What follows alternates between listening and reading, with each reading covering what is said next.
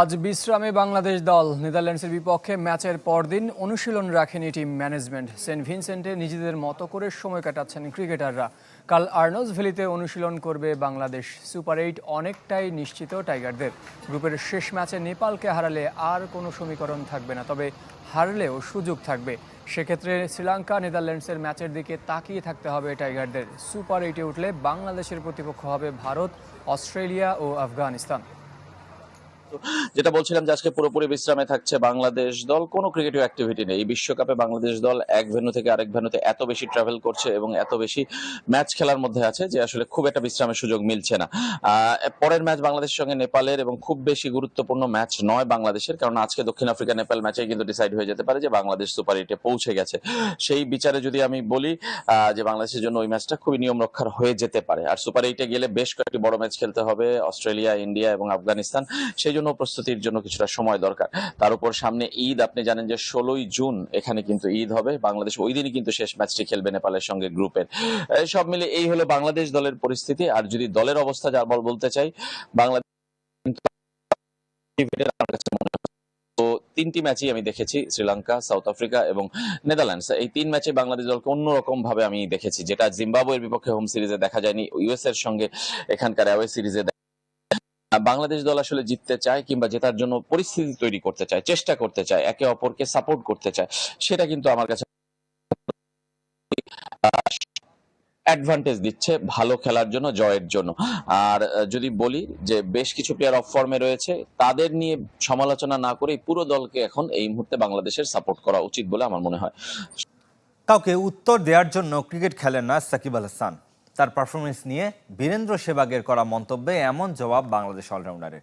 নিজের দিনেও সতীর্থদের কৃতিত্ব দিলেন। প্রশংসা ঝরেছে মাহমুদুল্লাহ, রিশাদ, মোস্তাফিজদের জন্য।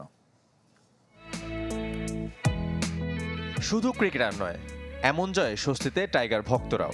মিলেছে অনেক প্রশ্নের উত্তর। ম্যাচ শেষে সংবাদ সম্মেলনে সাবলীল সাকিব আল হাসান। দলের জয়ে অবদান রাখতে পেরে খুশি, তবে এদিনও কৃতিত্ব দিলেন সতীর্থদের। দলের জন্য কন্ট্রিবিউট করতে পারলে তো সবসময় ভালো লাগে, যে এখানে সবারই কন্ট্রিবিউট আছে, স্পেশালি পুরো বোলিং ইউনিটেরই। এক এক সময় এক একজনকে দরকার হয় এক এক সিচুয়েশনে, এবং সবাই যার যার জায়গায় কাজটা করছে দেখে আসলে সবার কন্ট্রিবিউশনটাই চোখে পড়ছে। মুস্তাফিজ যেভাবে বল করছে, তাসকিন নতুন বলে, সাকিব নতুন বলে যেভাবে বোলিং করছে, তো স্বাভাবিকভাবে এই কন্ট্রিবিউশনগুলোও দরকার হয় আরেকটা বলারকে খুব ভালো বল করার জন্য। দক্ষিণ আফ্রিকা ম্যাচের পর সাকিব আল হাসানের পারফরমেন্স নিয়ে মন্তব্য করেছিলেন বীরেন্দ্র সেবাগ। সেই প্রশ্নের উত্তরে উদাসীন বাংলাদেশ অলরাউন্ডার। কারো কথায় কান না দিয়ে নিজের কাজটা করতে চান ঠিকভাবে। একটা কমেন্ট খুব আলোচনা হয়েছে, বীরেন্দ্র সেবাগ। একটা প্লেয়ার কখনো কোনো প্রশ্নের উত্তর দিতে আসে না। প্লেয়ারের কাজ হচ্ছে, সে যদি ব্যাটসম্যান হয় ব্যাটিং করা, দলের জন্য কন্ট্রিবিউট করা। সে যদি বলার হয় তার কাজ হচ্ছে ভালো বোলিং করা, উইকেটটা লাখের ব্যাপার থাকে। তাই সে যদি ফিল্ডার হয়, যখন সে ফিল্ডিং করে তার কাজ হচ্ছে প্রতিটা রান সেভ করা, যতগুলো ক্যাচ তার কাছে যায় ততগুলো ধরা। এখানে আসলে উত্তর দেওয়ার কিছু নাই কাউকে। নেপালের বিপক্ষে জয়ে নিশ্চিত হবে সুপার 8। ওই ম্যাচ জিতে সমর্থকদের ঈদ আনন্দ আরও বড় করার অপেক্ষায় টাইগাররা। ঈদের দিন, সো আমাদের একটা মুসলমান যারা আছি আমরা, তাদের জন্য একটা আনন্দের দিন। স্পেশালি বাংলাদেশে সবাই সেলিব্রেট করে, সেটা অন্য ধর্মের মানুষরা আসলে ঈদের দিন সেলিব্রেট করে। তো আশা করব যে এরকম ঈদের একটা দিনে আমরা তাদের মুখে আরও বেশি হাসি ফোটাতে পারবো। ওয়েস্ট ইন্ডিজে সাকিবের সোনালী স্মৃতিতে যোগ হলো আরও একটি সেরা মুহূর্ত। বহু সমালোচনার জবাব সাকিব আল হাসানের 50। তিনি যে এখনও ফুরিয়ে যাননি তারই প্রমাণ রেখেছেন ব্যাট হাতে। 20 মাস আর 20 ইনিংস পর এই হাফ সেঞ্চুরিটি শুধু দলকে জেতাতেই ভূমিকা রাখেনি, আন্তর্জাতিক ক্রিকেটে শততম হাফ সেঞ্চুরির মাইল ফলকেও পৌঁছান নাম্বার 75। সেন্ট ভিনসেন্ট থেকে রেজওয়ানুজ্জামানের আরও একটি রিপোর্ট। তার জীবনে শেষ বলে কিছু নেই, তিনি সাকিব আল হাসান। যখনই সমালোচনা, মাঠের বাইরে নানা ঘটনায় বিদ্ধ সাকিব, তখনই বৃত্ত ভেঙে গণ্ডি পেরিয়ে ভিন্ন রূপে হাজির। এমন নজির ভুরি ভুরি। নেদারল্যান্ডস ম্যাচটাও যেন তেমনই। দলগত পারফরমেন্সে ব্যক্তি সাকিবের অবদান অসাধারণ। অথচ ম্যাচের শুরুতে নেক ব্যান্ড পরা সাকিবকে দেখে ভয় পেয়েছিলেন অনেকেই, কিন্তু শেষ পর্যন্ত সাকিব নেমেছেন 2 উইকেট পড়ে যাবার পর। তারপরের গল্প সবার জানা। টি-20তে সাকিব চলে না, তার অবসর নেওয়া উচিত, এমন জ্বালাময়ী বক্তব্য দিয়ে আগুন জ্বালানো বীরেন্দ্র সেবার এখন কি বলবেন? অসাধারণ কাভার ড্রাইভে শুরু করেছেন ইনিংস, বেশ কবার ব্যাটের কোনায় লাগলেও ভাগ্যের সহায়তায় প্রমাণ মিলেছে দিনটা তারপর উইকেটের চারপাশে শটের ফুলছুরি।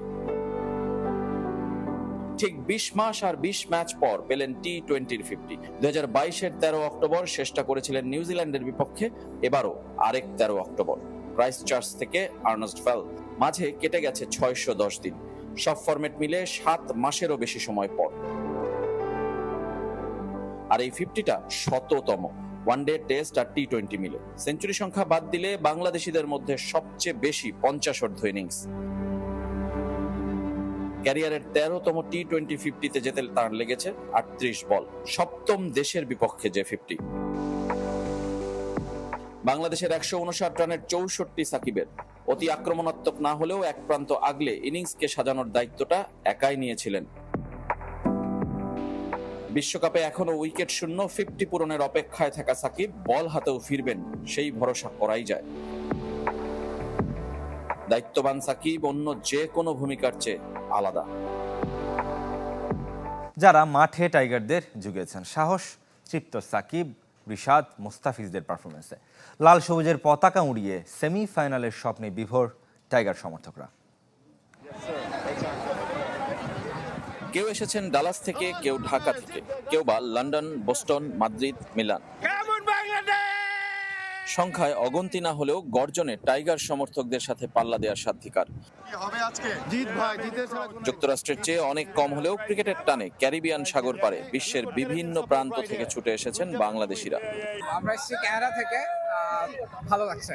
Born in Bangladesh, in my heart, Bangladesh is always there. Wherever Bangladesh go, I go there. But এটা থেকে সেমিফাইনালে যাব। সুযোগ মিলেছে বন্ধুদের মিলন মেলার। আমরা এসেছি, আমার বন্ধু এসেছে ঢাকা থেকে, আমি এসেছি বস্টন থেকে, আমার আরেক বন্ধু আসছে, সবাই একসঙ্গে হয়েছে এখানে। দ্যাট ইজ দ্য থিং বাংলাদেশের টাইগার্স ক্যান ডু।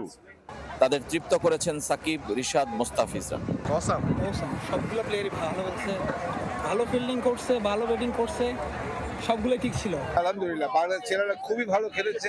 সবচেয়ে আনন্দের বিষয় হচ্ছে যে এরকম একটা খেলা এরকম এত ভালো খেলেছে, ইট ওয়াজ এ টিম এফর্ট। সবার খেলাই ভালো ছিল, সাকিবের খেলা আজকে অনেক ভালো খেলেছে, খুবই ভালো খেলেছে। ইনশাআল্লাহ নেপালের সাথে জিতবে, আবারও খেলা দেখতে আসবো ইনশাআল্লাহ। ভিনদেশীদের সমর্থনেও এগিয়ে Bangladesh. Mahmoudillah, I love to see him. He's one of my favorite of all time. Shakib Al Hasan, he was good. Finals India Bangladesh. ঈদের দিন সকালে নেপালের বিপক্ষে মাঠে নামবে বাংলাদেশ। সুপার 8 নিশ্চিত হয়ে গেছে টাইগারদের, কারণ সাউথ আফ্রিকার বিপক্ষে ম্যাচটি হেরে গেছে নেপাল। দর্শক, সুপার 8-এ বাংলাদেশের প্রতিপক্ষ থাকবে ইন্ডিয়া, অস্ট্রেলিয়া, আফগানিস্তান। দর্শক, টিকেটের সকল খবর পেতে আমাদের চ্যানেলটি সাবস্ক্রাইব করে রাখুন।